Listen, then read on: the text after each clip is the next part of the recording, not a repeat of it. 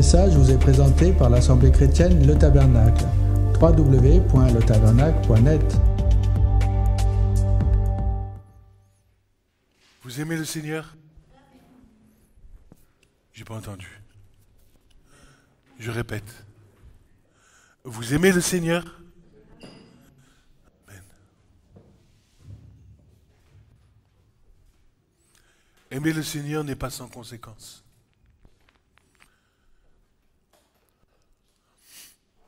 Aimer le Seigneur, c'est aimer tout ce qu'il a fait, tout ce qu'il fait, tout ce qu'il fera,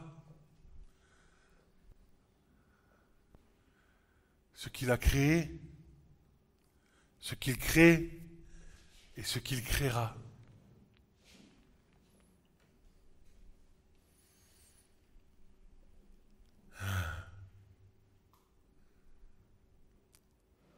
Vous savez, dans cette génération, je me pose la question de savoir si le peuple de Dieu aime vraiment Dieu. Quand je vois le silence qui se fait par rapport à Israël aujourd'hui, certains me diront, on en a marre d'entendre parler d'Israël. Israël, c'était Israël, nous maintenant, on est l'Église. Sauf que si tu aimes Dieu, tu aimes. Pourquoi? Parce que si tu aimes Dieu, c'est parce qu'Israël l'a aimé avant toi. Si tu aimes Dieu, c'est parce que l'Évangile t'est parvenu par la bouche et par les écrits des prophètes, des pères, premièrement, Abraham, Isaac et Jacob. Si tu aimes Dieu, c'est parce que eux ont pris la responsabilité d'accepter la Torah de Dieu, qui révèle qui est le Dieu vivant. Un Dieu d'amour, un Dieu de justice, un Dieu de paix, un Dieu miséricordieux, un Dieu unique. Car avant que l'Éternel ne se révèle à Abraham, alors les nations étaient païennes. Les nations ne connaissaient pas le Dieu un, le véritable Dieu dont il est dit « Shema Israël, Adonai Eloheinu, Adonai Echad ».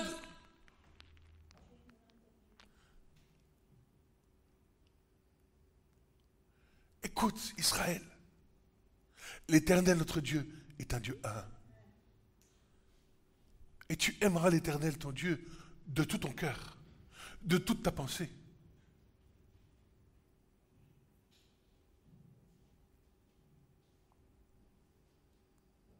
Et lorsque je vois aujourd'hui le silence chaotique de l'Église, je veux dire, il y a combien de croyants aujourd'hui dans le monde? Combien de chrétiens dans le monde?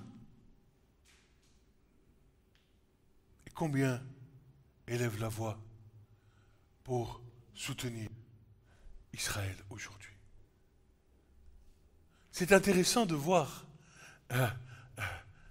ce qui ne se voit pas dans l'Écriture. Ce que tu ne comprends pas, Église, c'est que nous sommes des nations, ce qui sommes appelés des goïs. Mais que le plan éternel et le plan divin, c'est Israël, porteur de la lumière parmi toutes les nations. Pourquoi?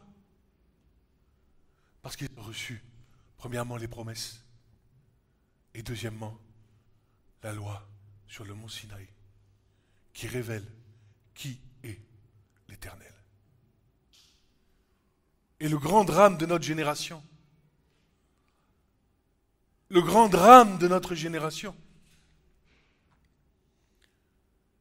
c'est que nous vivons dans un mensonge.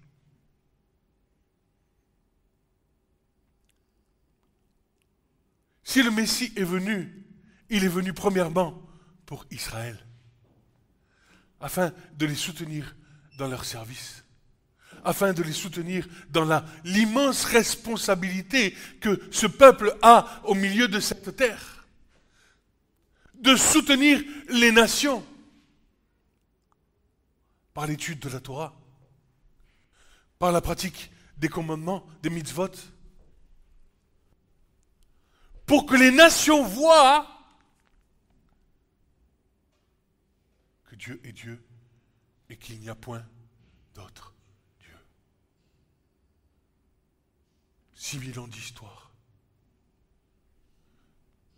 pour un royaume qui n'a duré que presque 500 ans. 460 ans, Israël, de Saül au dernier roi. Ils ont marqué l'humanité entière.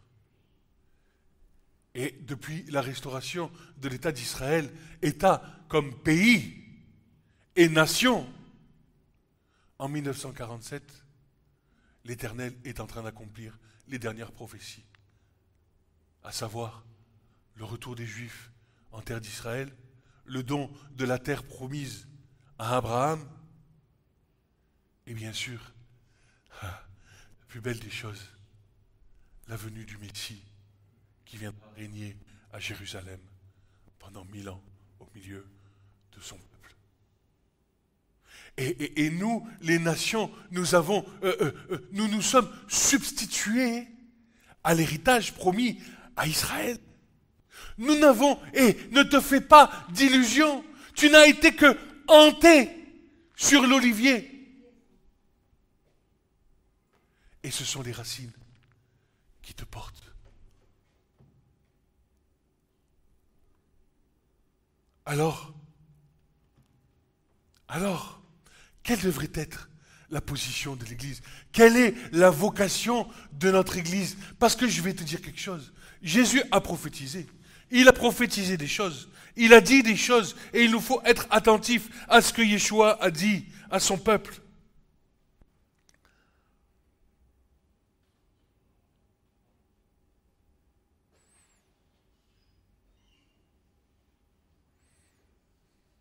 Écoute, Luc 21, verset 16. Il parle à ses disciples, dont la plupart étaient juifs. Et vous serez aussi livrés par des parents et par des frères et par des proches et par des amis. On fera mourir quelques-uns d'entre vous. Vous serez haïs de tous à cause de mon nom. Pas un cheveu de votre tête ne périra. Possédez vos âmes par la patience. Et quand vous verrez Jérusalem environnée des armées, sachez que la désolation est proche. Il parlait de la destruction du second temple. Alors que ceux qui sont en Judée s'enfuient dans les montagnes, que ceux qui sont au milieu de Jérusalem se retirent et que ceux qui sont dans les campagnes n'entrent pas en elles. Car ce sont là des jours de vengeance, afin que toutes les choses qui sont écrites soient accomplies. Malheur à celles qui sont enceintes et à celles qui allaitent en ces jours-là, car il y aura une grande détresse sur le pays et de la colère contre ce peuple. Et ils tomberont sous le tranchant de l'épée, ils seront menés captifs parmi toutes les nations.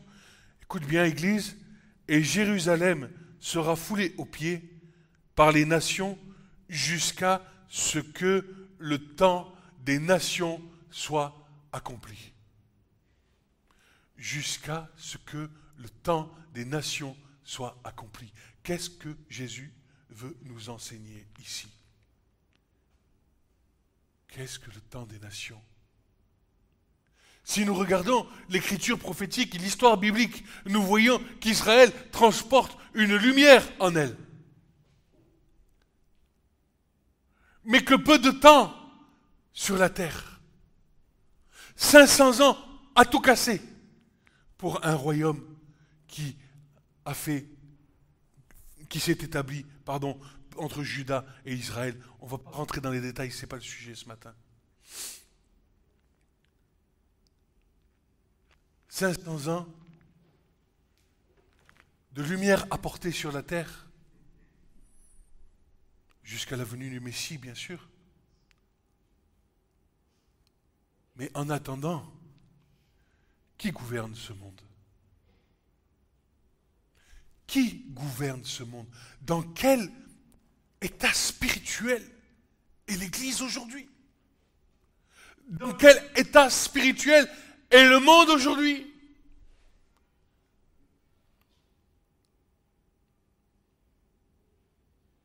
Il ne discerne plus sa droite de sa gauche.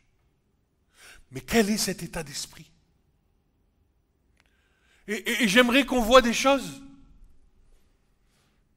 Parce que le péché a engendré ces choses. Le plan initial de l'Éternel pour les hommes et pour cette création n'était pas celui-ci, mais Dieu a un plan pour le ramener à son origine. Et c'est pour ça que je dis,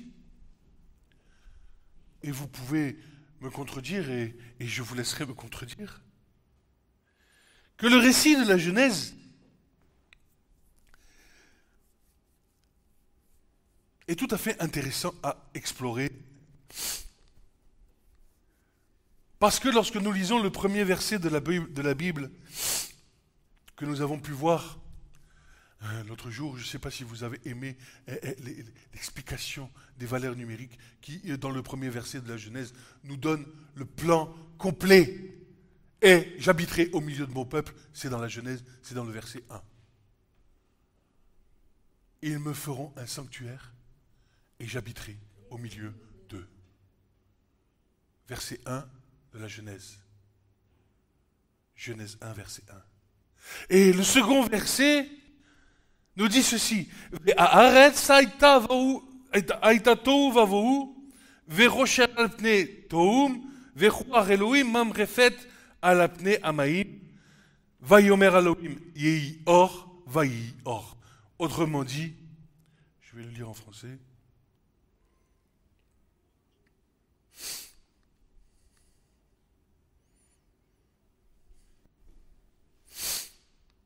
Au commencement, Dieu créa les cieux et la terre. Nous avons vu dans le précédent enseignement que ces choses étaient complètement parfaites et que l'histoire de l'humanité s'intégrait dans ce verset. Le verset 2 nous dit, la terre était désolation et vide. Il y avait des ténèbres à la surface de l'abîme et l'Esprit de Dieu planait à la surface des eaux. Et Dieu dit que la lumière soit et la lumière fut. Ce qui m'a interpellé dans ces versets, c'est que lorsque Dieu crée, nous l'avons vu dans les différents versets, Dieu crée toutes choses parfaites. Il n'y a rien à ajouter, rien à retrancher. Pourquoi celui qui écrit, le scribe qui nous retranscrit la Genèse, nous dit, mais la terre était informe et vide, désolation vide, il y avait des ténèbres à la surface de l'abîme, et l'Esprit de Dieu planait à la surface des eaux, et Dieu dit que la lumière soit et la lumière fut. Eh bien, j'ai une interprétation qui est celle qui est, je vous la soumets. Encore une fois, vous n'êtes pas obligé de me croire. Mais ce que je crois, c'est qu'entre le verset 1 et le verset 2, il y a la chute de Satan. Satan chute. Dieu crée quelque chose de parfait, mais Satan vient dénaturer l'œuvre de Dieu. Et c'est pour ça qu'il nous est dit, la terre était donc désolation vide, et que là, il y avait des ténèbres à la surface de l'abîme, et que l'Esprit de Dieu planait à la surface des eaux, et Dieu dit que la lumière soit, et la lumière fut, jusqu'à ce que le Messie apparaisse sur la terre.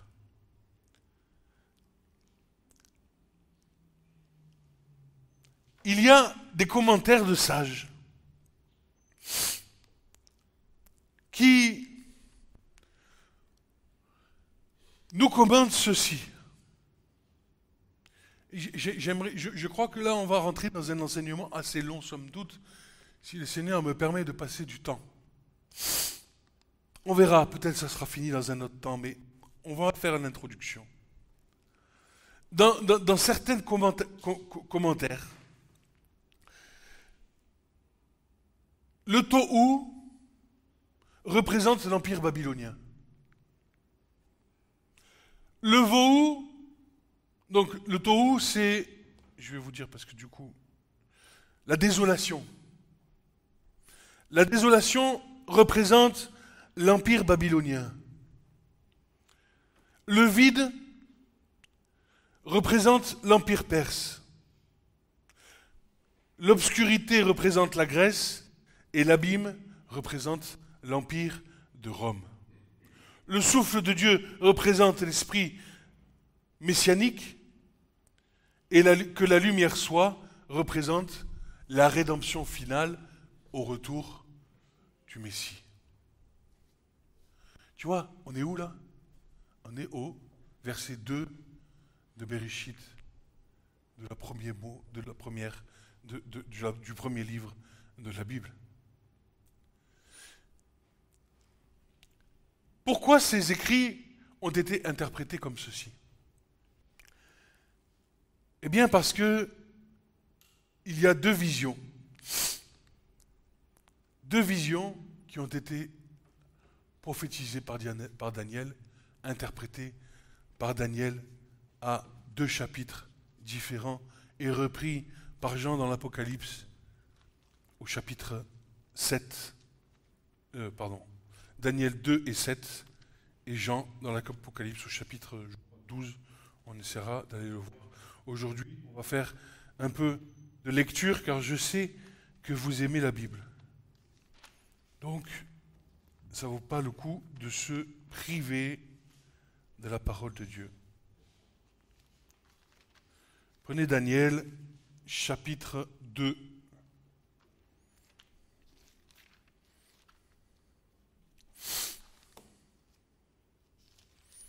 Et on va voir les choses. Je ne sais pas trop encore comment je vais articuler ce message, mais le Seigneur va faire. Pourquoi? Parce qu'il y a tellement de choses à dire. Et qui suis-je? Je suis suffisant pour avoir... non, le Seigneur donne un petit peu pour que nous puissions tous comprendre.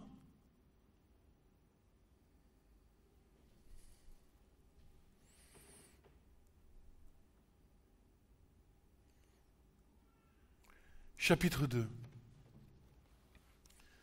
verset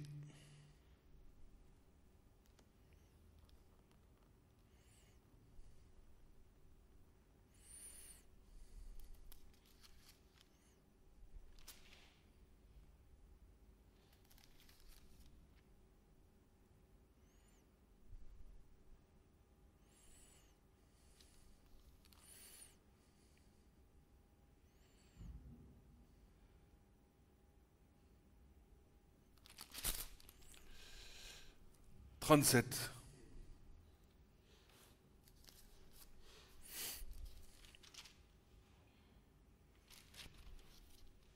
Non, excusez-moi. Verset 31.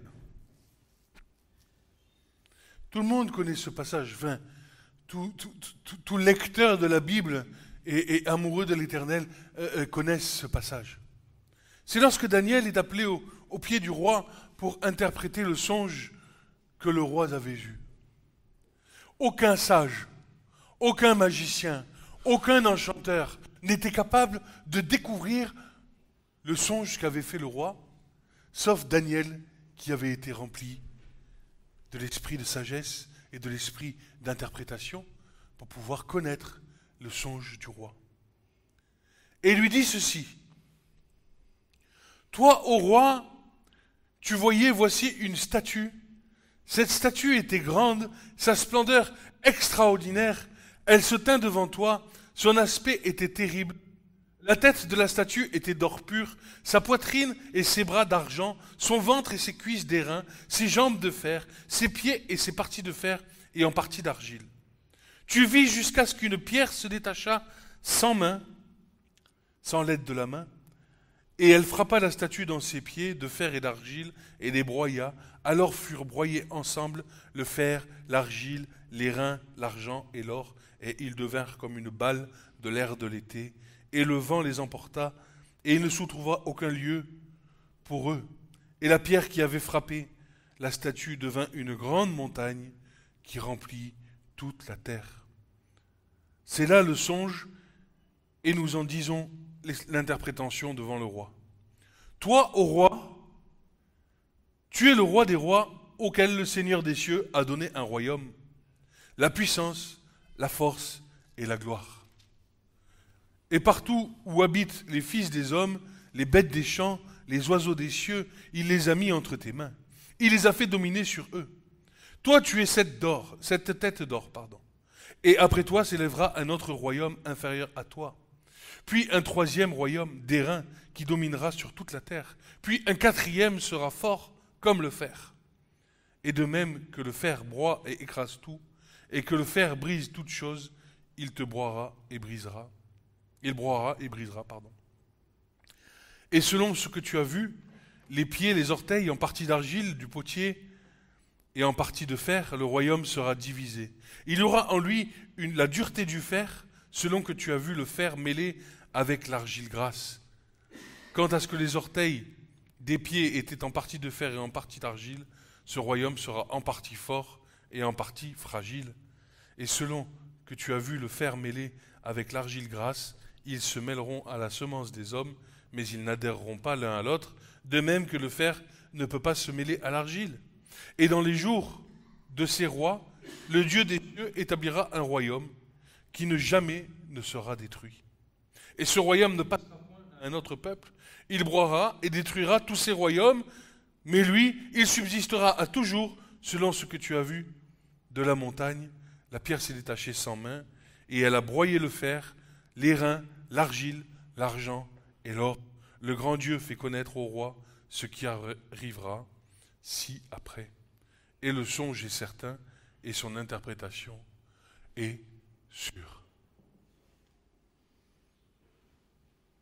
Cette grande statue qui représente l'histoire de l'humanité, l'or représentant le royaume babylonien, l'argent, le royaume médo-perse, le cuivre, le royaume grec, et les pieds, les reins, le royaume de Rome.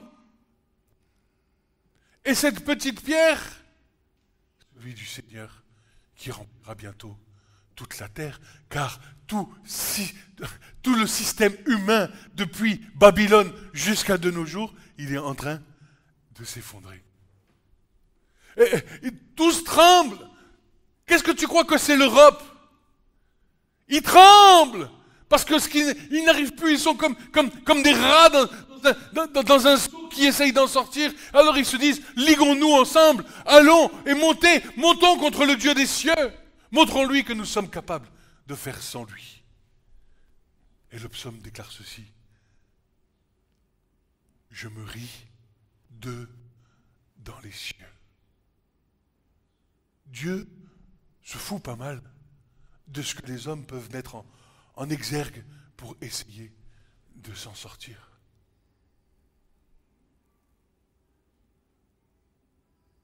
Car bientôt vient le jour, et il est là, où lorsque les Juifs seront retournés dans leur terre, écoute bien, Église, il y a 6 millions de Juifs en Israël, 6 millions de Juifs aux États-Unis, quelques milliers par-ci, par-là, disséminés dans les pays. Aujourd'hui, le grand Israël promis par Abraham est en train de prendre de l'ampleur pour pouvoir accueillir tous ces Juifs qui vont venir des États-Unis. Parce que ne croyez pas que dans leur cœur, le chauffard ne va pas sonner.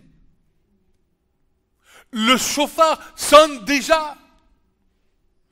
1947, 27 000 Juifs. 2025, 6 millions de Juifs en terre d'Israël. Mais pourquoi? Mais parce qu'il y a les promesses. Parce qu'il y a les promesses. Et nous sommes hantés sur ces promesses. Nous n'avons pas hérité des promesses. Ce ne sont pas pour nous. C'est pour eux, mais par la foi en Yeshua, nous rentrons dans ces promesses. Parce que ça a été la volonté de Dieu, non pas de sauver uniquement les Juifs, mais aussi les nations. Pour ceux qui croiraient au Dieu d'Israël. Et pour que tu crois au Dieu d'Israël, il fallait que le Messie vienne faire l'œuvre à la croix, pour que les écailles tombent, et que tu puisses voir le roi des rois et le Seigneur des seigneurs. Puisqu'ils ont été sanctifiés, c'est-à-dire mis à part par les commandements de Moïse, les Juifs gardent leur Torah. Ils restent juifs, ils gardent leurs commandements. Et cette compréhension de l'Écriture, ou cette compréhension de cette tradition, ou de ce peuple, ne peut se faire qu'au travers de la croix pour les nations.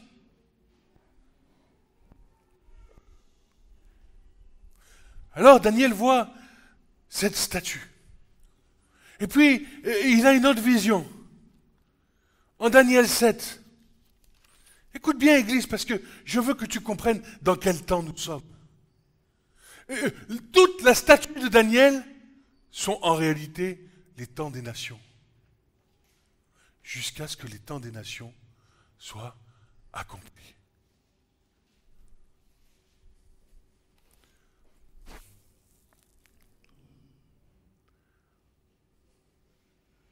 Daniel chapitre 7. Le roi Belshazzar, roi de Babylone, Daniel fit un songe et des visions sur la tête de son lit. Alors il écrivit le songe et il raconta la somme des choses. Daniel prit la parole et dit, je voyais dans ma vision de nuit, voici les 4 vents des cieux se déchaînèrent sur la grande mer. Qu'est-ce que ça veut dire? D'un côté, il voit 4 royaumes qui se succèdent, et là, il voit les 4 vents des cieux qui foulent la grande mer. Qu'est-ce que la grande mer? La grande mer dans l'Écriture, c'est toujours la symbolique des nations. Les nations sont agitées, comme la mer est agitée. Et il dit quoi? Voici, je vois les 4 vents des cieux et l'esprit des 4 empires qui foncent sur les nations. Ils se déchaînent sur la grande mer. Les 4 bêtes montent de la mer, différentes les unes des autres. La première était comme le lion. Elle avait des ailes d'aigle. Je vis jusqu'à ce que ses ailes lui furent arrachées et qu'elle fût soulevée de terre et se mise debout sur ses pieds comme un homme. Un cœur d'homme lui fut donné. Voici une autre seconde bête semblable à un ours. Elle se dressait sur le côté et elle avait 3 côtes dans sa gueule et entre ses dents. Et elle lui dit, lève-toi, mange beaucoup de chair. Après cela, je vis, voici un autre, comme un léopard. Et il y avait 4 ailes d'oiseau sur son dos. Et la bête avait 4 têtes. Et la domination lui fut donnée. Je m'arrête 2 minutes. Ces bêtes sont des bêtes qui sortent du fantastique. Ce ne sont pas, écoutez bien, ce ne sont pas des bêtes de l'ordre animal sur terre. Ce que, en fait, la vision de Daniel est une vision spirituelle de puissance céleste. Je n'ai jamais vu un léopard avec des ailes, mais dans le ciel, dans les cieux, dans la puissance de Satan, ces animaux existent et exercent leur pouvoir sur toute la création, de la même manière que le tohu vavohu verocher. Hein? C'est exactement la même chose. Et nous, qui sommes des païens, nous sommes là. Alors bien sûr, nous n'avons pas vécu les 4 empires, nous n'avons pas vécu ces 4 choses, mais nous vivons la résurrection de ces 4 empires qui aujourd'hui agissent dans le monde. Et c'est pourquoi il nous faut faire attention à ce en quoi nous croyons, en ce à quoi nous tournons nos cœurs. Parce que Satan s'est saisi de la vérité de Dieu pour en faire un autre Dieu. Et c'est pourquoi je dis que si tu veux servir le Dieu d'Israël, le vrai Dieu, et que tu ne veux pas avoir de doute dans ton cœur, tu as besoin de te rattacher à ce que l'Écriture te dit. Tu as besoin de te rattacher à la Torah de Dieu et à la vérité de Dieu. Si tu sers Dieu tout seul, sans avoir de base et de connaissances solides dans l'Écriture, alors tu vas te tromper, mon frère, ma soeur. Parce que Satan est capable de singer Dieu, il est capable de faire les mêmes miracles que Dieu, il est capable de te tromper. Et la seule chose qui peut te garder, c'est la connaissance de l'Écriture pour savoir si celui que tu sers est conforme. C'est pour ça que je vous pose la question. Aimez-vous Israël? Si tu es chrétien et que tu haïs Israël, tu as déjà perdu d'avance. Tu ne sers pas le Dieu d'Israël. Car Israël est la prunelle des yeux de Dieu. Celui qui touche à Israël touche à Dieu.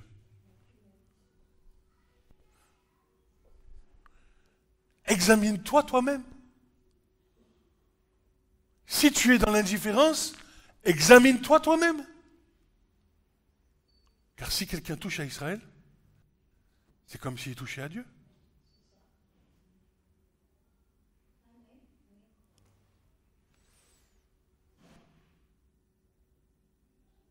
Peu importe,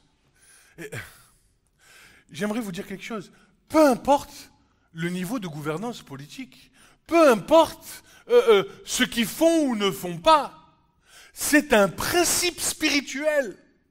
Ta position n'est pas de savoir si c'est bien d'aller tuer des gens ou si c'est pas bien d'aller tuer des gens. Ta position, c'est de dire, Israël, c'est le peuple de Dieu et ils seront jugés par Dieu. Au même titre que nous serons jugés par Dieu.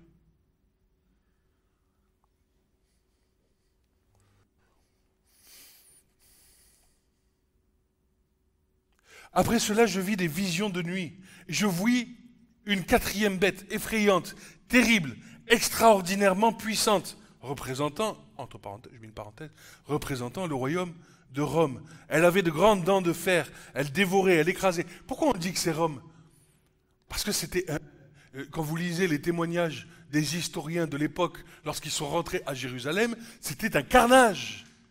Il n'y a jamais eu de carnage comme ça sur la terre. Ils étaient avides de sang, des bêtes assoiffées de sang, assoiffées de tuer des Juifs. Il faut regarder, il faut s'intéresser à l'histoire. Vous savez, je vous l'ai déjà dit, vous ne pouvez pas lire la Bible et à côté laisser l'histoire de côté. Ce n'est pas possible. Il vous faut vous intéresser à tout. Qu'est-ce qui s'est passé? Et si vous n'avez pas les connaissances, on est là pour s'édifier les uns les autres. On est là pour se transmettre les choses les uns les autres.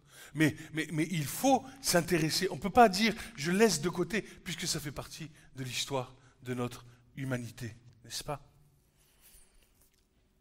Donc cette grande bête, foulée avec ses pieds, elle était différente de toutes les bêtes, et avait en elle 10 cornes, et je considérais ces cornes, et voici, au lieu d'elles, les 3 premières cornes furent arrachées, et voici, il y avait à cette corne des yeux, comme des yeux d'un homme, et une bouche proférant de grandes choses, qui domina, je vis ces choses, jusqu'à ce que les trônes furent placés, et que l'ancien des jours s'assit, son vêtement était blanc comme la neige, et ses cheveux, les cheveux de sa tête comme la laine pure. Son trône était des flammes de feu, les roues de son trône un feu brûlant, un fleuve qui coulait et qui sortait de devant lui. 1000 milliers le servaient, et des myriades de myriades se tenaient devant lui. Et le jugement s'assit, et les livres furent ouverts. Je vis alors, à cause de la voix des grandes paroles que la corne proférait, je vis jusqu'à ce que la bête fût tuée, et son corps fut détruit, et elle fut livrée pour être brûlée au feu, quand aux autres bêtes la domination leur fut ôtée, mais une prolongation de vie leur fut donnée jusqu'à une saison et un temps. L'esprit de ces empires qui continuent. Jésus a vaincu à la croix la puissance de ces empires, mais il leur a été donné encore un peu de temps pour la domination. Je voyais dans les visions de la nuit, voici la fin, je voici dans les visions de nuit, et voici quelqu'un comme un fils de l'homme, vint avec les nuées des cieux, et il avança jusqu'à l'ancien des jours, et on le fit approcher de lui, et on lui donna la domination, et l'honneur, et la royauté, pour que tous les peuples et les peuplades et les langues le servissent. Sa domination est une domination éternelle, qui ne passera pas. Son royaume est un royaume qui ne sera jamais détruit. Enfin, bien sûr, je commente, donc les 4 royaumes, les 4 empires, les 4 bêtes ont été battues, vaincues à la croix. Une partie d'entre elles ont été données une domination dans laquelle nous sommes encore aujourd'hui, jusqu'au retour du Messie, qui du souffle de sa bouche consumera tous ses ennemis. Dites-moi, j'ai une question. Ces textes, ils nous viennent d'où? Ils nous viennent des Juifs. À combien plus forte raison nous devrions, dans ces temps difficiles pour ce peuple, avoir nos yeux tournés sur le Seigneur, bien sûr, mais fixés vers Israël, pour les soutenir dans la prière, leur invoquant le nom du Seigneur sur leur vie, les remerciant dans nos prières, en remerciant le Seigneur de nous avoir donné un peuple qui nous a apporté la lumière du monde. Lumière des nations, dira le prophète. Lumière du monde, dira Yeshua. Il faut comprendre dans quel contexte nous sommes.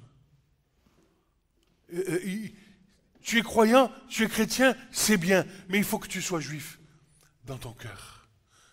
Il faut que tu sois juif dans ton cœur.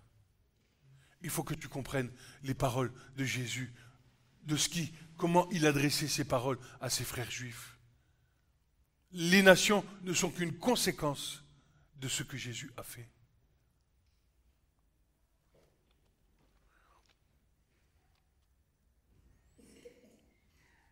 Si nous ne faisons pas attention, c'est pour ça qu'il y a la séduction des élus. C'est parce que nous nous sommes séparés de la racine qui nous porte.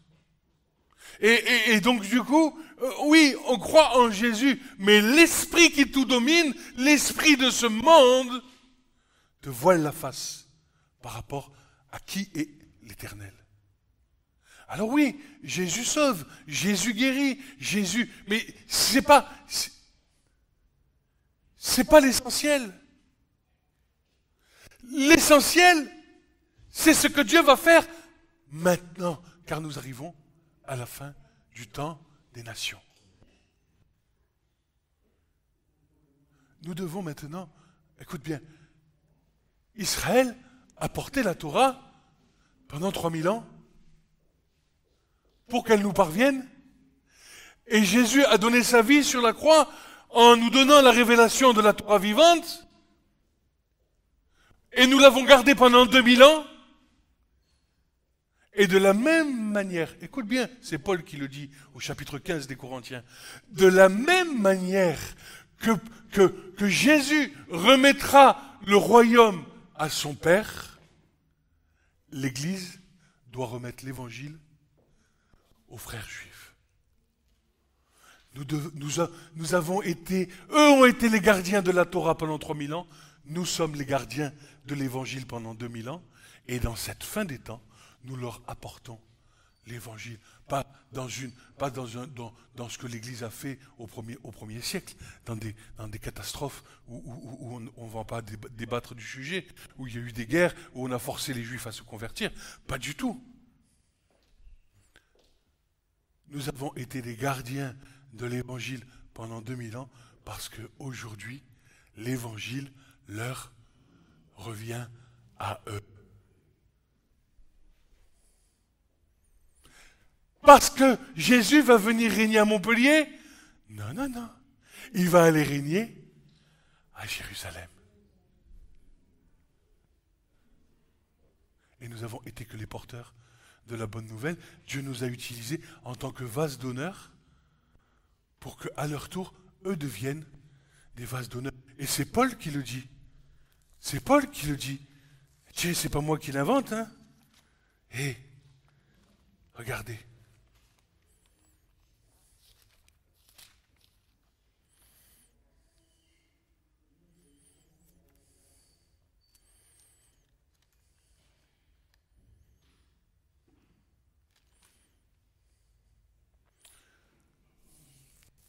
Seigneur.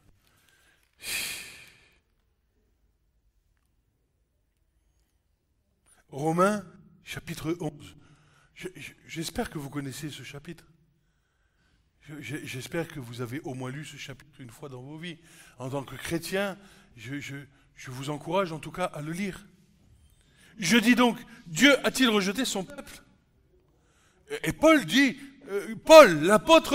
l'apôtre des nations, juif dans la chair par la circoncision, car il était juif et en même temps avait la nationalité romaine. Lui dit ceci. qui apporte l'évangile aux nations. Il dit ceci, Dieu a-t-il rejeté son peuple? Qu'ainsi n'advienne, car moi aussi je suis israélite, semence d'Abraham, de la tribu de Benjamin. Dieu n'a point rejeté son peuple, lequel il a préconnu. Bien sûr, c'est évident. Ne savez-vous pas que l'Écriture dit dans l'histoire qu'Élie, ce que dit l'histoire d'Élie, comment il fait quand il fait sa requête à Dieu? Seigneur, ils ont tué tes prophètes, ils ont renversé des autels, et moi je suis resté seul, et ils cherchent ma vie. Que lui fut la réponse? Je me suis réservé 7000 hommes qui n'ont pas fléchi le genou devant Baal. Ainsi donc, au temps actuel aussi, il y a un résidu selon l'élection de la grâce. Écoute-moi mon frère, ma soeur, il n'y a jamais eu autant de conversions aujourd'hui dans le monde juif que de toutes les années passées. Le messianisme aujourd'hui, peu importe la manière, peu importe les courants, je parle de juifs qui reconnaissent leur Messie. Alors on continue.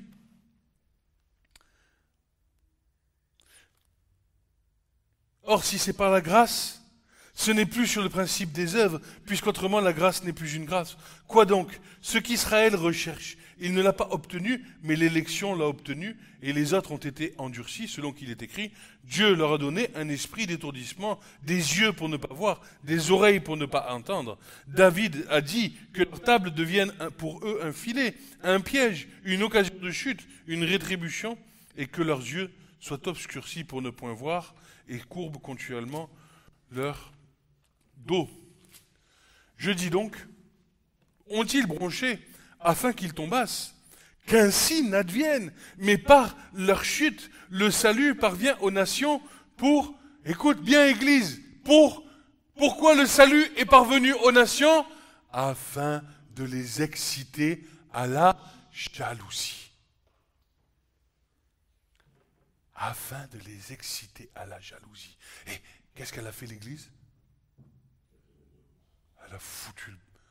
Elle a fait n'importe quoi. Et soit tu feras partie dans cette génération de ceux qui continueront de faire n'importe quoi, soit tu feras partie de ceux qui les exciteront à la jalousie, parce que tu auras reçu les mêmes choses qu'eux. Et tu sais, moi j'ai pris des cours, à un moment donné j'ai eu la grâce de prendre des cours avec un frère juif non messianique dans le judaïsme qui donnait des cours d'hébreu. Il était étonné. Je lui parlais de choses que lui connaissait, que lui il a appris et que moi j'ai reçu. Et il était étonné. Il dit, comment tu sais ces choses? Et j'ai dit, c'est le Seigneur qui me les a données. Il n'était pas croyant. Il n'est pas croyant. Peut-être le deviendra-t-il. Mais tu sais, pour un juif, c'est dur. Eh bien, on a besoin de prier pour eux, afin que leur cœur s'attendrisse et qu'ils reconnaissent. Parce que le problème que nous avons, c'est que le Messie que nous avons fait, le Jésus que nous avons fait, nous les nations, est très loin du Messie juif que eux attendent.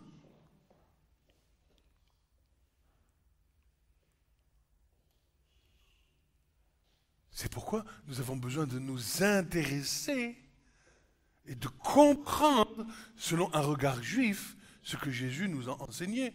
Nous avons un évangile occidentalisé. Je ne te dis pas de devenir juif. Je ne suis pas en train de judaïser en disant il faut que tu fasses ceci ou cela. Ce n'est pas la question. Tu es païen et tu respectes ce que les apôtres ont enseigné. Tu ne mangeras point de viande étouffée avec son sang. Tu ne commettras point d'adultère. Et la troisième, souvenez-vous,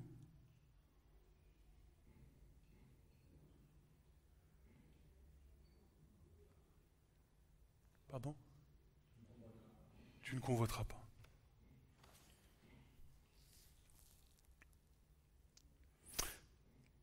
Si donc leur chute est la richesse du monde,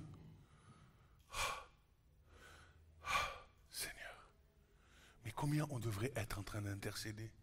Seigneur, merci pour Israël. Merci pour ce peuple qui a accepté la Torah sur le mont Sinaï. Parce que sans lui, pas de Messie. Et nous, le Seigneur, il change ma vie. Mais le Seigneur va le faire, ça. Il le fait parce qu'il t'aime. Mais les prières justes, elles doivent s'ancrer dans une dynamique prophétique. Ta prière, la prière que le Seigneur attend, c'est que tu fasses bouger les choses dans ton temps. Tu ne peux pas prier la même chose qu'il y a 40 ans en arrière. Chaque jour les mêmes choses. Toujours les mêmes choses. Mais le Seigneur, il en a marre. Et il te dit quoi, le Seigneur? Ouvre tes oreilles. Regarde ce qui se passe. Cherche la voix prophétique. Cherche la voix prophétique. Cherche là où je t'attends, dans l'endroit et dans le temps où je t'ai placé.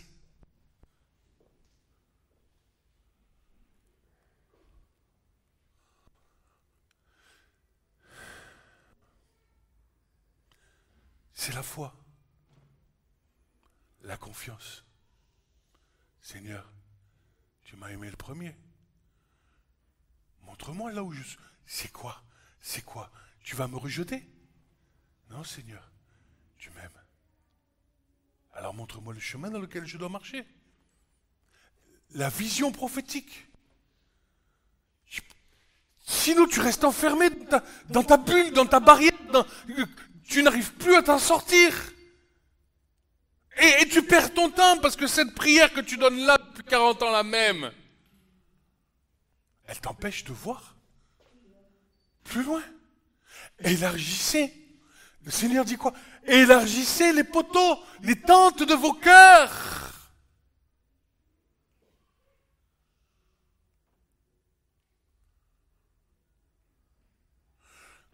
Le Seigneur n'agit-il pas dans nos vies? Ne fait-il pas les choses?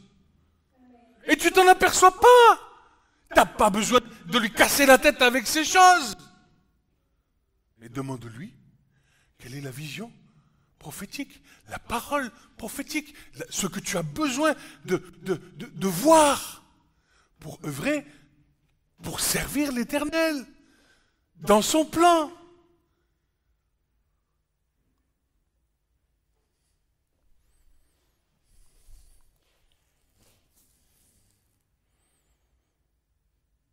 Si la richesse du monde et leur diminution, la richesse des nations,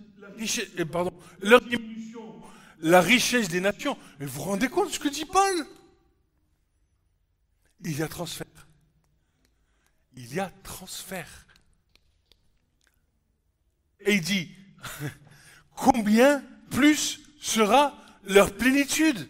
Car quand je parle à vous, nations, en tant que moi, je suis en effet apôtre des nations, je glorifie mon ministère. Si en quelque façon je puisse les exciter à la jalousie ma chair et sauver quelques-uns d'entre eux, quelle sera leur réjection, et la réconciliation du monde? Quelle sera leur réception, sinon la vie d'entre les morts? Or, si les prémices sont saintes, écoute bien, si les prémices sont saintes, si Abraham, Isaac, Jacob, si les prémices sont saints, alors la racine est sainte, les branches le sont aussi. Il faut mesurer la profondeur de ce que Paul est en train de dire. Les racines, vous savez, je vous avais prêché sur l'arbre planté dans le ciel, planté en haut. Les racines, elles sont en haut et elles puisent la vérité d'en haut et elles alimentent l'arbre que nous sommes en bas. Or, si les prémices sont saintes, la masse l'est aussi, la racine est sainte, les branches le sont aussi. Or, si quelques-uns des branches ont été arrachés, si toi qui étais un olivier sauvage, tu as été hanté au milieu d'elles, tu es devenu coparticipant de la racine et de la graisse de l'olivier, ne te glorifie pas contre les branches. Mais si tu te glorifies, ce n'est pas toi qui portes la racine, mais c'est la racine qui te porte. Tu diras donc, les branches ont été arrachées afin que moi je fusse hanté. Bien, elles ont été arrachées pour cause d'incrédulité, mais toi, tu es debout par la foi.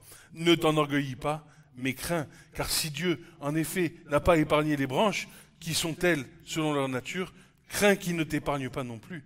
Considère donc la bonté et la sévérité de Dieu, la sévérité envers ceux qui sont tombés, la bonté de Dieu envers toi, si tu persévères dans cette bonté, puisque autrement, toi aussi, tu seras coupé. Et eux aussi, s'ils ne persévèrent pas dans l'incrédulité, ils seront hantés. S'ils ne persévèrent pas dans l'incrédulité, ils seront à nouveau hantés, car Dieu est puissant pour les hanter de nouveau. Car si toi tu as été coupé de l'olivier qui est selon la nature était sauvage, et qui a été hanté contre nature sur l'olivier franc, combien plus ceux qui sont selon la nature seront hantés sur leur propre olivier. Car je ne veux pas, frères, que vous ignorez ce mystère-ci, afin que vous ne soyez pas sages à vos propres yeux, c'est qu'un endurcissement partiel est arrivé à Israël jusqu'à ce que, écoute bien, la plénitude des nations soit sauvée, entrée. Ainsi, tout Israël sera sauvé. Selon qu'il est écrit, le libérateur viendra de Sion, il détournera Jacob de l'impiété, et c'est là l'alliance de ma part pour eux, lorsque j'ôterai leurs péchés. Alléluia. Mais vous vous rendez compte de ce qui est dit là?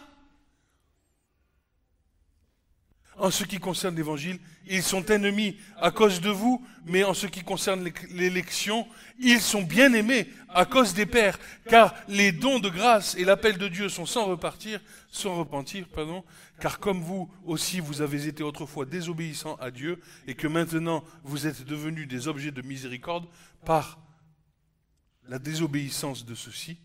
Écoute bien, hein, c'est fort. C'est fort.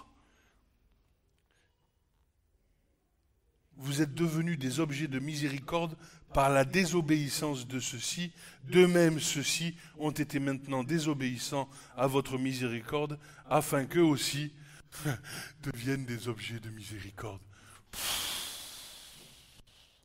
Car Dieu a enfermé tous, juifs et nations, dans la désobéissance, afin de faire miséricorde à toutes. Ô profondeur des richesses et sagesse de Dieu, de la connaissance que ses jugements sont insondables, ses voies introuvables. Car qui a connu la pensée du Seigneur, ou a été son conseiller, ou qui a donné le premier, ou lui sera rendu? Car de lui, et par lui, et pour lui, sont toutes choses. À lui la gloire, éternellement. Amen.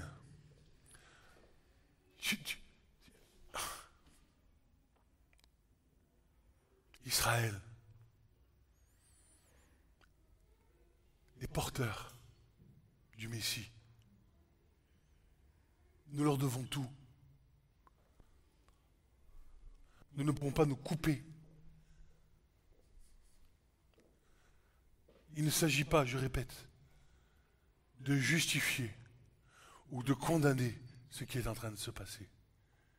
Il s'agit de se tourner vers le Seigneur et de les remercier, parce que le Seigneur est puissant pour les hanter à nouveau. Le Seigneur est puissant. Et tu sais, et le Seigneur dit, vous ne me verrez plus jusqu'à ce que vous disiez, Baruch, Abba, Beshem, Adonai. Baruch, Abba, Beshem, Adonai. Béni soit celui qui vient au nom du Seigneur. Et je te dis aujourd'hui, parce qu'il y a des contractions, parce qu'en Israël aujourd'hui c'est difficile, aujourd'hui c'est une économie qui vit au ralenti, parce que c'est la guerre. Alors nombreux sont ceux qui crient Baruch Rabba, Beshem Adonai, béni soit celui qui vient au nom du Seigneur. Et nous répondons Amen. Amen.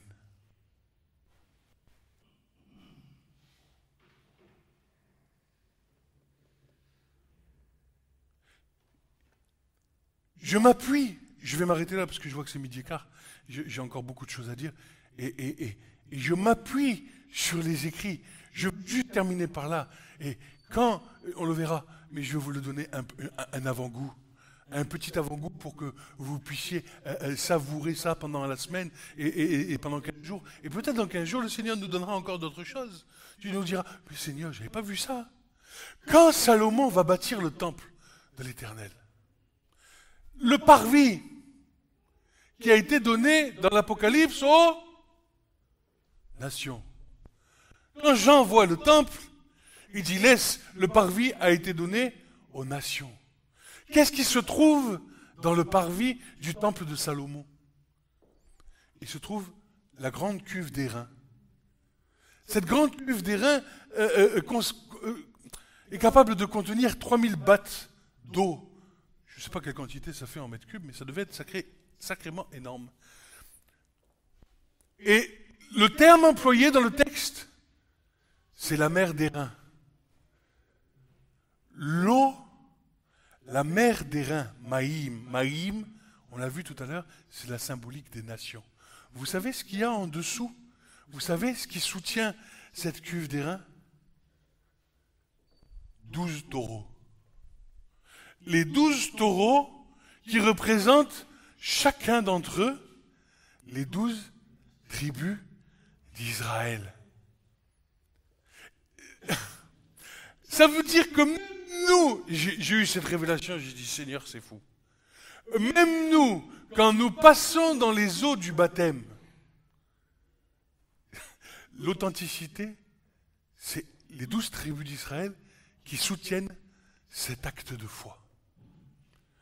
Parce que, pourquoi les 12 taureaux, je dis c'est les 12 tribus d'Israël? Parce qu'à l'inauguration du tabernacle, il faut connaître l'histoire, chaque tribu, chaque prince est venu pour présenter un taureau en propitiation pour sa tribu.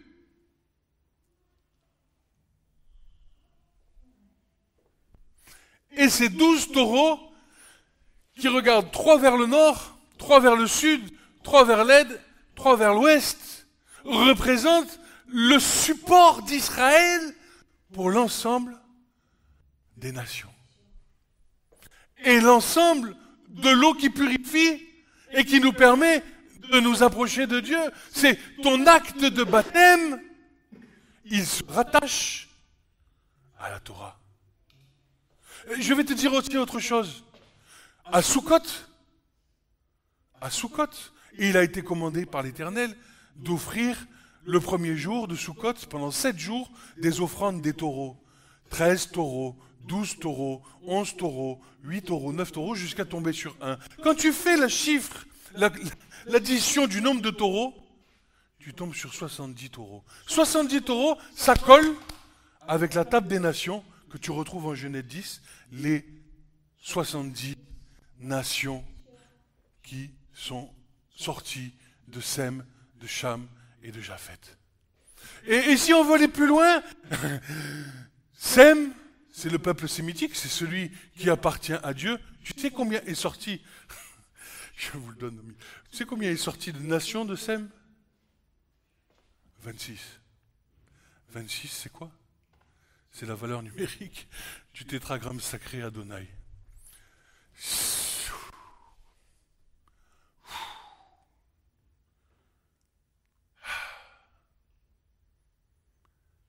Béni soit Israël.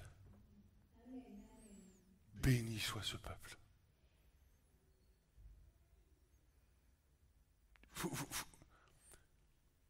Il faut qu'on sorte. Et qu'est-ce que dit, vous vous souvenez ce que dit Jean dans l'Apocalypse? Sortez de Babylone, mon peuple. Sortez de Babylone.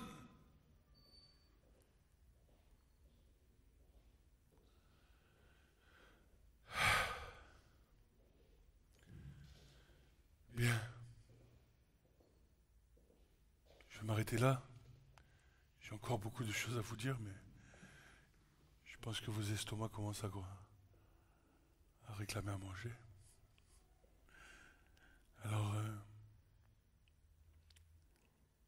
nous vivons dans un état d'esprit mondial qui tire ses racines du tohu-vohu, recherche. Et Dieu dit, mais l'Esprit de Dieu, planez à la surface des eaux, comme il plane aujourd'hui sur nous. Nous sommes dans le tohu-bohu, mais l'Esprit de Dieu plane sur nous, jusqu'au jour où la pleine lumière sera révélée et que entrera dans son règne éternel. Alors, il faut que, vous savez, il faut que le Messie règne pendant 1000 ans sur terre, en témoignage des 7 jours que Dieu a créés. Puisque la création, la physique, est à sa fin à l'issue du 7e millénaire, c'est-à-dire à l'entrée du 8e jour, qui représente l'éternité. Puisque quand vous, même les mathématiciens, le 8, c'est l'éternité. L'entrée du 8e jour, ça y est, c'est les nouveaux cieux, il n'y a plus la mer. Oui, les nations sont plus là. Il n'y aura que les justes ceux qui ont été rachetés par le Seigneur. Et quand vous regardez que la Bible nous parle encore de ça,